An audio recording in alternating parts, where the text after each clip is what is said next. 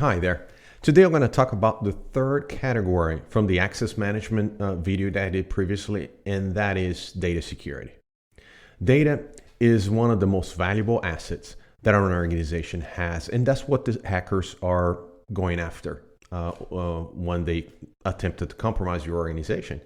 And that might be your being a private company, government or nonprofit, and yes, you as a small business also is a target. And NIST addressed that on the NIST cybersecurity framework on the function of protect, of course, and that is a category for data security.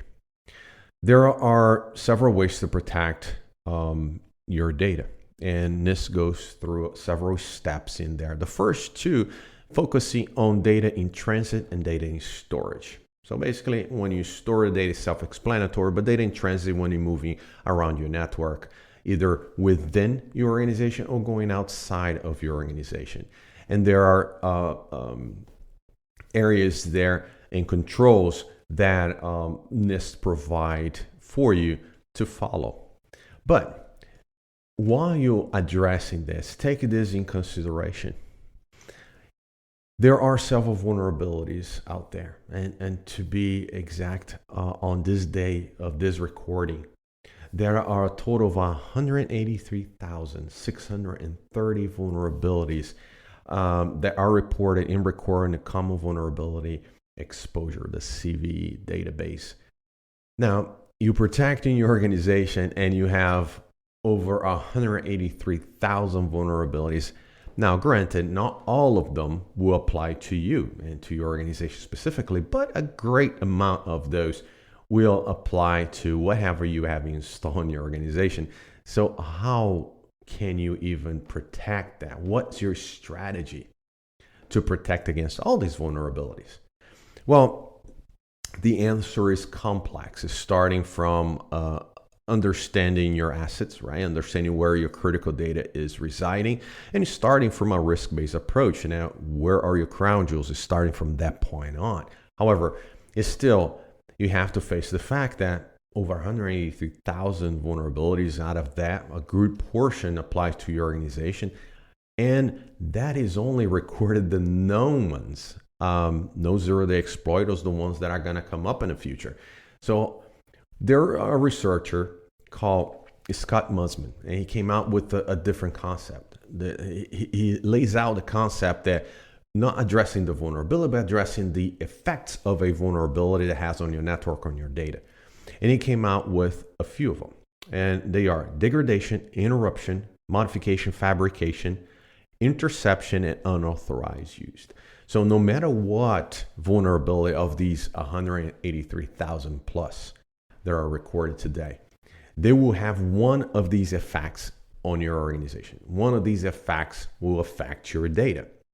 So if you put your defenses and you establish your security controls to minimize the impact or, even eliminate the impact of these categories, these attack effects, in essence, you'll be addressing multiple vulnerabilities on that database. So basically flipping the game around, right? Instead of addressing these vulnerabilities, you're addressing the impact of those vulnerabilities and putting defenses against it. So degradation, if your data start slowing down on your network and you address that, how are you going to address that? Interruption and modification, that is impacting integrity, right? This confidentiality, integrity. Those two address integrity.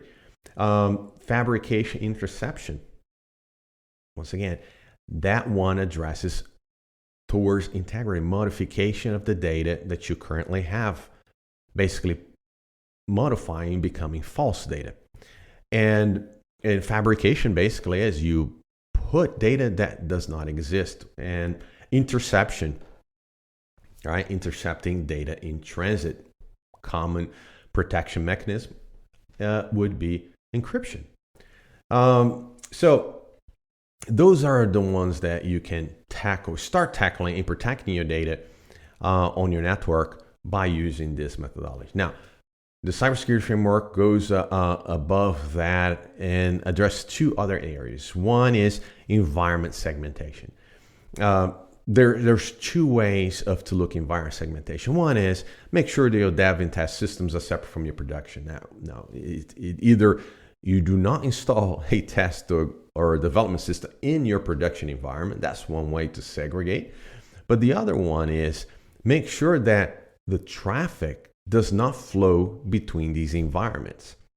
And if it has to flow, right, you need to be aware and monitor those traffic. And if it has to flow, the communication should initiate from the most secure environment to the less secure environment and not the other way around. But even then, right, you're moving data from a secure environment protected for a reason and put it in a less secure environment, which is a dev and test environment. Now you're basically removing security controls in essence of that particular data. So even then, if the communication needs to be initiated, it has to be initiated from a more secure environment to a less secure environment. But even then, I'll caution you on that, because now you basically, in essence, removing security controls of your data because you put in that less environment. So I'll caution that. The second one is hardware integrity.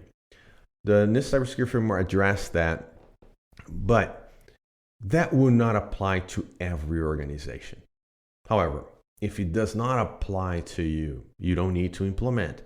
But I caution you here, I would recommend a practice that is done with the ISO 27001, and that is create a spreadsheet with all the controls that you have on in this cybersecurity framework. Usually in the informative references, those controls that you're going to implement. Create a spreadsheet with all the controls that you are implementing and all the controls that you are not implementing, and put the business justification of why you are not implementing. That will help you in the future. It will help you in audits. And as well, you document your decision at the time of this implementation of these controls. So that will help you. That is something that it is a requirement actually in the ISO 27001, but it is a good practice to implement even if you're doing the NIST cybersecurity framework.